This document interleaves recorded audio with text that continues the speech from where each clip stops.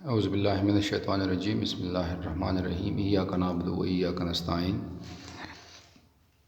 आज हम पढ़ने जा रहे हैं नॉन स्पेसिफिक डिफेंस मैकेनिज़्म। ये लेक्चर माइक्रोबायोलॉजी से रिलेटेड है और ये मैं आज एमएससी ज़ूलॉजी के लिए ये बना रहा हूँ ये लेक्चर। तो कल हमने बेसिकली पढ़ी थी डिफेंस, ठीक है, या रेजिस्टेंस पढ़ी थी और उसमें हमने नेचुरल रेजिस्टेंस जो है ना वो पढ़ी थी, ठीक है। फिर नेचुरल रेजिस्टेंस फिर हमने ये पढ़ा था कि जी एक एक्सटर्नल है, ठीक है, और एक इंटरनल है, ठीक है। एक्सटर्नल में क्या आते हैं जी, एक्सटर्नल में रेजिस्टेंस बेसिकली मैंने आपको बताया था कि रेजिस्टेंस किसी भी माइक्रो ऑर्गेनिज्म को रोकना, उसको मारना, उसको पकड़ना, उसको ख़त्म करना, ये रेजिस्टेंस कहलाएगा। बॉडी की ये एक प्रॉपर्टी है। और इसमें फिर हमने एक्सटर्नल पढ़ी थी और इंटरनल पढ़ी थी। एक्सटर्नल में हमने ये पढ़ा था कि हमारे पास जो है वो स्किन है, म्यूकस है, ठीक है, म्यूकस मेम्ब्रेन्स हैं, ठीक है, इसके अलावा कुछ केमिकल्स हैं, ठीक है। ये बॉडी के आउटसाइड मौजूद होती हैं और ये बॉडी के अंदर माइक्रो ऑर्गेनिज्म को अंदर आने नहीं देती। इंटरनल में अगर हम बात करें, ठीक है, तो इंटरनल में हमने ये पढ़ा था कि इसमें फिर दो किस्म के मैकेनिज़म्स हैं रेजिस्टेंस के। एक है स्पेसिफिक और दूसरा है नॉन स्पेसिफिक, ठीक है, और एक क्या है जी, स्पेसिफिक है, ठीक है। तो नॉन स्पेसिफिक के थ्रू भी क्या होती है जी, नॉन स्पेसिफिक के थ्रू भी एक माइक्रो ऑर्गेनिज्म को रोका जाता है बॉडी के अंदर आने से, और स्पेसिफिक के ज़रिए भी जो है ना, लेकिन नाम से ज़ाहिर है नॉन स्पेसिफिक रेजिस्टेंस मैकेनिज़्म या नॉन स्पेसिफिक मैकेनिज़्म जो है वो हर किसी बैक्टीरिया, हर किस्म के वायरस के ख़िलाफ़ ये रिस्पांस आता है बॉडी का। स्पेसिफिक मैकेनिज़्म जो है या स्पेसिफिक रेजिस्टेंस मैकेनिज़्म जो है या स्पेसिफिक डिफेंस मैकेनिज़्म जो है वो एक मखसूस बैक्टीरिया के ख़िलाफ़ एक्टिवेट होता है। इसमें फिर जो है ना वो हम बी सेल लेते हैं, टी सेल्स लेते हैं, ठीक है। नॉन स्पेसिफिक डिफेंस में क्या आता है जी, मुख्तलिफ़ किस्म के फेगोसाइट्स आते हैं, मुख्तलिफ़ किस्म के नेचुरल किलर सेल्स आते हैं, ठीक है। इसमें मुख्तलिफ़ किस्म के इंटरफिरॉन आते हैं, ठीक है। और इसके अलावा इसमें एक इम्पॉर्टेंट चीज़ जो आज हम डिस्कस करने जा रहे हैं वो कम्प्लीमेंट सिस्टम है। ये किस में आते हैं जी, ये नॉन स्पेसिफिक डिफेंस में कहना। कोई भी माइक्रो ऑर्गेनिज्म आता है तो ये चीज़ें जो है ना वो एक्टिवेट होंगी और फिर उसको मारेंगी।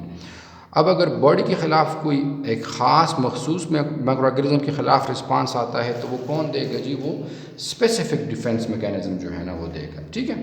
ये चीज़ें आपको जो है ना वो पता होनी चाहिए, ठीक है। अब हम आते हैं नॉन स्पेसिफिक मैकेनिज़्म की तरफ या नॉन स्पेसिफिक डिफेंस मैकेनिज़्म की तरफ, और इसमें हम स्पेसिफिकली आज का हमारा जो टॉपिक होगा वो है कम्प्लीमेंट सिस्टम है, कम्प्लीमेंट सिस्टम है। तो कम्प्लीमेंट सिस्टम जो है, ठीक है, ये एक यूँ कह लें कि ये एक सीक्वेंस ऑफ प्रोटीन्स हैं, सीक्वेंस ऑफ प्रोटीन्स हैं जो एक दूसरे के साथ इंटरेक्ट करते हैं और इंटरेक्शन के बाद एक ख़ास माइक्रो ऑर्गेनिज्म को क्या कर लेते हैं, उसको मारते भी हैं, किल भी करते हैं, ठीक है। समझ आ रही है? मैं कह रहा हूँ कि कम्प्लीमेंट सिस्टम जो है, ठीक है, ये एक कलेक्शन है प्रोटीन्स का, ठीक है। इसमें मुख्तलिफ़ किस्म के प्रोटीन्स इन्वॉल्व हैं और वो किसी भी माइक्रो ऑर्गेनिज्म के ख़िलाफ़ जो है वो उसको किल भी कर सकते हैं, ठीक है। जो क्या आता है जी, जो इन्फ्लेमेटरी रिस्पांस आता है वो भी कौन इंड्यूस करते हैं, इन्फ्लेमेटरी रिस्पांस जो है, इन्फ्लेमेटरी रिस्पांस वो भी कौन इंड्यूस करता है, कौन इनिशिएट करता है, यही कम्प्लीमेंट सिस्टम जो है ना वो इनिशिएट करता है। इसको हम बेसिकली इन प्रोटीन्स की एक्टिवेशन को हम like for example we have A B C D E, ये प्रोटीन्स हैं, ये एक दूसरे को एक्टिवेट करेगा, दूसरा तीसरे को, तीसरा चौथे को, चौथा पांचवें को, ठीक है। इसी तरह लास्ट पे क्या होगा जी, या तो एक इन्फ्लेमेटरी रिस्पांस आएगा और या वो माइक्रो ऑर्गेनिज्म जो है ना वो क्या हो जाएगा जी, वो किल हो जाएगा, ठीक है। तो ये एक सीक्वेंस में मौजूद प्रोटीन्स हैं जो एक दूसरे को एक्टिवेट करते हैं और फिर अल्टीमेटली उसकी क्या करते हैं जी, उन माइक्रो ऑर्गेनिज्म की वो या तो किलिंग करते हैं और या बॉडी के ख़िलाफ़ बॉडी में क्या पैदा होता है जी, एक इन्फ्लेमेटरी रिस्पांस पैदा होता है। ठीक है, अच्छा जी। अब अगर हम इनके प्रोटीन्स को देखें, ठीक है, तो टोटल जो है, टोटल प्रोटीन जिसमें जो इन्वॉल्व हैं वो क्या है जी, वो 11 है। ठीक है, टोटल प्रोटीन्स कितने इन्वॉल्व हैं जी, वो 11 है। ठीक है, इनको हम बेसिकली जो है ना वो क्या कहते हैं जी, C1 कहते हैं, ठीक है, C2 कहते हैं, C3 कहते हैं, C4 कहते हैं, C5 कहते हैं, C6 है, C7 है, C8 है, C9 है एंड सो ऑन। ठीक है, तो इसमें क्या है जी, ये प्रोटीन्स हैं और इसके साथ ये जो C लगाया गया है वो इसलिए लगाया है क्योंकि ये कम्प्लीमेंट सिस्टम का एक हिस्सा है। अब आपने ये भी याद रखना है, क्वेश्चन इस तरह भी आ सकता है कि व्हाट इज़ कम्प्लीमेंट सिस्टम और व्हाट इज़ क्लासिकल पाथवे। ठीक है, क्लासिकल पाथवे क्या है, तो ये जो एक दूसरे को एक्टिवेट करते हैं इस प्रोसेस को बेसिकली हम क्लासिकल पाथवे भी कहते हैं। ठीक है, और एक दूसरा नॉन क्लासिकल पाथवे है या अल्टरनेटिव पाथवे है, वो हम बाद में पढ़ेंगे। लेकिन मैं आपको ये कह रहा हूँ कि ये टोटल 11 प्रोटीन्स है और इसमें ये प्रोटीन्स इन्वॉल्व हैं और C इसलिए कहते हैं क्योंकि ये कम्प्लीमेंट सिस्टम के प्रोटीन सिस्टम का हिस्सा है ये प्रोटीन, तो इसलिए ये। अच्छा जी, अब इसके कुछ फ्रैगमेंट्स भी होते हैं, लाइक C1 है तो C1 के कुछ और फ्रैगमेंट्स भी हैं। ठीक है, फ्रैगमेंट से मुराद ये है कि इसके और छोटे छोटे हिस्से हैं जो क्या करते हैं, जिनका अपना फंक्शन होता है। ठीक है, लाइक अगर हम ले लें C1 का, अगर हम ले लें C1 का ले लें तो इसके फिर फर्दर जो है ना वो 3 पार्ट्स हैं। ठीक है, एक को हम कहते हैं C1S, ठीक है, दूसरे को हम कहते हैं C1R, ठीक है, और तीसरे को हम कहते हैं C1Q। ठीक है, C1S, C1R और C1Q। ठीक है, अब आपने ये याद रखना है कि ये से फॉर एग्ज़ाम्पल एक बैक्टीरिया है। ठीक है, इसके ऊपर जो है एक रिसेप्टर होगा। ठीक है, सबसे पहले अगर कम्प्लीमेंट सिस्टम एक्टिवेट होता है तो कम्प्लीमेंट सिस्टम एक्टिवेशन से पहले जो है क्या होना चाहिए, एक एंटीबॉडी का एक बैक्टीरिया के साथ अटैचमेंट जो है ना वो क्या है जी, वो ज़रूरी है। ठीक है, अगर एंटीबॉडी इसके साथ अटैच होगी तभी ये कम्प्लीमेंट सिस्टम इन एक्शन आएगा। अगर एंटीबॉडी किसके साथ अटैच नहीं है जी, अगर एंटीबॉडी एक बैक्टीरिया के साथ अटैच नहीं है, उसने कम्प्लीमेंट नहीं बनाया है या उसने कम्प्लेक्स नहीं बनाया है, तो ये कम्प्लीमेंट सिस्टम जो है ना वो एक्टिवेट नहीं होता है। तो सबसे पहले क्या होगा, सबसे पहले होगा ये कि एक एंटीबॉडी आएगी और उसके साथ जो है ना वो क्या होगी जी, वो अटैचमेंट बनाएगी, कम्प्लेक्स जो है ना वो बनाएगी। तब पहले क्या होता है, ये C1 आता है। ठीक है, C1 प्रोटीन आता है और इसके फिर फर्दर ये 3 पार्ट्स हैं, ये इस एंटीबॉडी की रिकग्निशन करता है। याद रखना है, बैक्टीरिया की नहीं करता बल्कि इस एंटीबॉडी की रिकग्निशन करता है कि जी ये कहाँ पर अटैच है। तो C1 कम्प्लेक्स आएगा और C1 कम्प्लेक्स में ये CS1 C1S, ठीक है, C1R और C1Q जो है इसके साथ अटैच हो जाएगा। तो ये बेसिकली किस में हेल्प करते हैं जी, ये रिकग्निशन में हेल्प करते हैं। ठीक है, एंटीबॉडी कहाँ पर अटैच है, आपको पता है कि एंटीजन के साथ वो कम्प्लेक्स बनाता है। एंटीबॉडी कहाँ पर अटैच है उसके साथ ये क्या करता है जी, ये बाइंड करता है और उस पर्टिकुलर एंटीबॉडी को वो क्या करता है जी, रिकग्नाइज करता है। ठीक है, उसके बाद क्या होता है, उसके बाद जब ये कम्प्लेक्स बना लेते हैं तो उसके बाद एक और सेट ऑफ प्रोटीन्स हैं, जैसे कि C2 है, ठीक है, C4 है, ठीक है, और C3 है। ठीक है, C2, C4 और C3। ठीक है, ये जब अटैच हो जाते हैं तो फिर क्या होता है, C2, C4 और C3 क्या आ जाते हैं जी, इस बैक्टीरिया के साथ जो है ना वो अटैच हो जाते हैं। ठीक है, यहाँ पर ये C1 कम्प्लेक्स जो है, ये C1S, C1R और C1Q जो है, ये क्या होता है जी, ये तो एंटीबॉडी के साथ ही अटैचमेंट बना लेते हैं। उसके बाद C2 C4 और C3 जो है ये किसके साथ अटैचमेंट बनाएंगे जी, ये इस बैक्टीरिया के साथ अटैचमेंट बनाएंगे और ये क्या करेंगे जी, ये एक्टिवेशन करेंगे। ठीक है, एक्टिवेशन किसकी करेंगे, एक्टिवेशन जो है जो बाकी प्रोटीन्स हैं, एक C1 C2 हो गया, C4 हो गया और C3 हो गया, ये तीनों आएंगे और इस बैक्टीरिया के साथ एक्टिवेशन करेंगे और फिर किसको एक्टिवेट करेंगे जी, C5 C6 C7 C8 और C9 इसी तरह। ठीक है, अब इसमें जो है इस C2 के भी कुछ फ्रेगमेंट्स हैं। ठीक है, तो यहाँ पर स्पेसिफिकली हम यहाँ पे लिख लेते हैं C2A हम लिख लेते हैं, C4B हम लिख लेते हैं और C3B हम लिख लेते हैं। ठीक है, मैंने आपको बताया कि यहाँ पर इसके फ्रेगमेंट्स हैं। तो स्पेसिफिकली इस C2 में जो फ्रेगमेंट है वो C2A है जो एक्टिव है, C4 में जो फ्रेगमेंट एक्टिव है वो C4B है और C3 में जो फ्रेगमेंट एक्टिव है वो C3B है। यहाँ पे आके एक्टिवेशन करेंगे। ठीक है, अब इसके बाद ये जब अटैच हो जाते हैं तो फिर क्या होता है, फिर C5 को जो है ना वो एक्टिवेट करते हैं सबसे पहले। ठीक है, C5 को वो सिग्नल देंगे। ठीक है, ये कॉम्प्लेक्स किसको सिग्नल देगा, C5 को सबसे पहले देगा।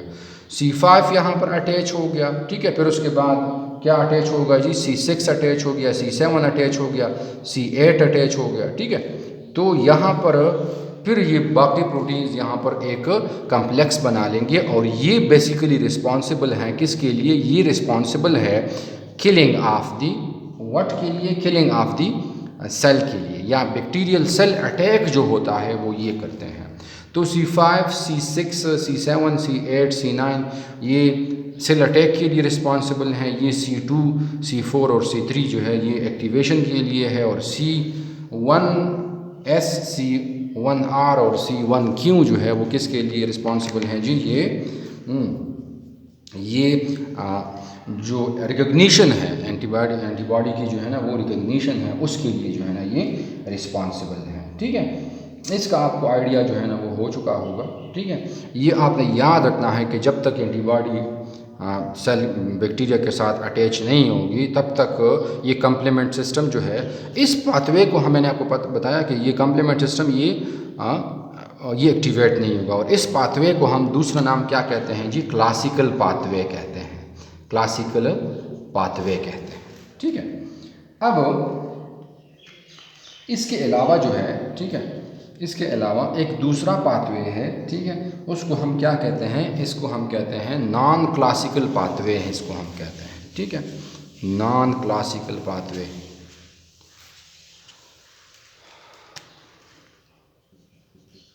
नॉन क्लासिकल पाथवे, ये जो हमने अभी पढ़ा है वो कौन सा पाथवे था जी, वो क्लासिकल पाथवे था। नॉन क्लासिकल पाथवे या इसको हम दूसरा नाम अल्टरनेटिव पाथवे भी हम कहते हैं। अल्टरनेटिव पाथवे किसके लिए, कंप्लीमेंट सिस्टम को एक्टिवेट करने के लिए।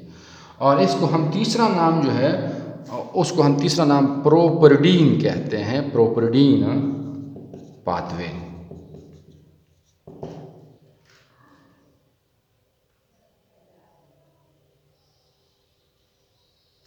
प्रोपरडीन की अगर हम बात करें तो प्रोपरडीन जो है ये एक बेसिकली फैक्टर है जो कि हमारे सीरम में जो है ना वो मौजूद होता है।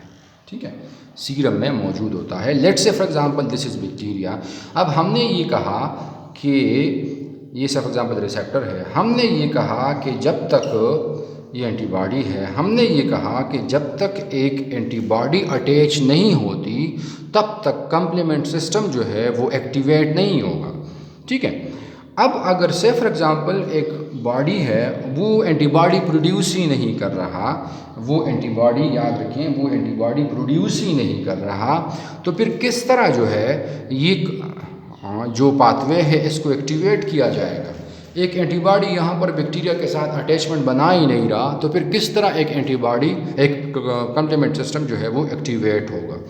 तो यहाँ पर इन एक्शन को, ये रिसेप्टर है बैक्टीरिया का, लेट्स से सपोज एक एंटीबॉडी नहीं है। ठीक है, तो फिर एक ये प्रोपरडीन आता है। प्रोपरडीन जो है वो किसके साथ अटैच करता है जी, प्रोपरडीन इस रिसेप्टर के साथ जो है ना वो अटैच करता है। ठीक है, ठीक है, तो प्रोपरडीन क्या करेगा, प्रोपरडीन यहाँ पर अटैच हो जाएगा। अब प्रोपरडीन के क्या है, प्रोपरडीन के फिर फर्दर जो है ना वो थ्री फ्रेगमेंट्स हैं, ठीक है, जिस तरह मैंने आपको बताया था C1 का, ठीक है, कि C1 का एक C1S है, C1Q है और C1R है। प्रोपरडीन के फिर फर्दर 3 फ्रेगमेंट्स हैं, एक B है, दूसरे को हम D कहते हैं और तीसरे को हम क्या कहते हैं, P कहते हैं। ये प्रोपरडीन के क्या हैं, ये फ्रेगमेंट्स हैं, ठीक है। अब प्रोपरडीन जब यहाँ पर आ जाता है तो हमने ये पढ़ा था कि C1S, C1Q और C1R जो है, ठीक है, ये रिकग्निशन करते हैं। तो ये तो ऑटोमेटिकली इस पाथवे का हिस्सा ही नहीं है। कौन से पाथवे का, क्लासिकल या अल्टरनेटिव का। ये यहाँ पर इन्वॉल्व नहीं होगी, क्योंकि रिकग्निशन का काम कौन कर रहा है, रिकग्निशन का काम प्रोपरडीन कर रहा है, ठीक है।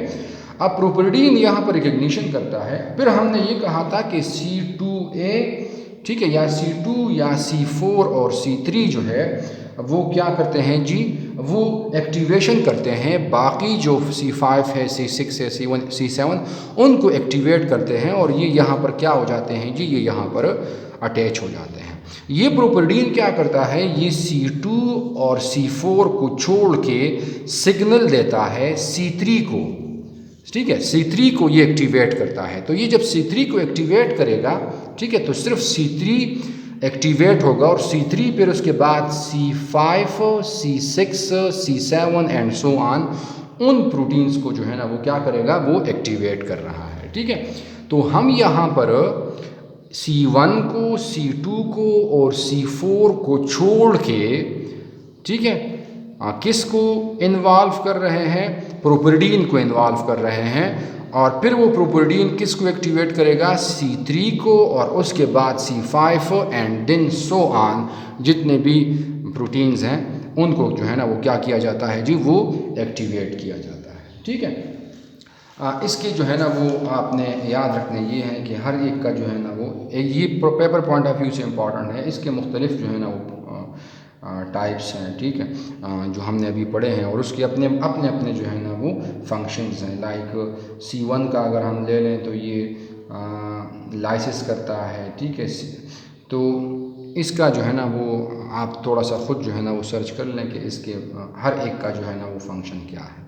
अगर आप लोगों का कोई क्वेश्चन है तो आप जो है ना वो फिर बता सकते हैं। Thank you.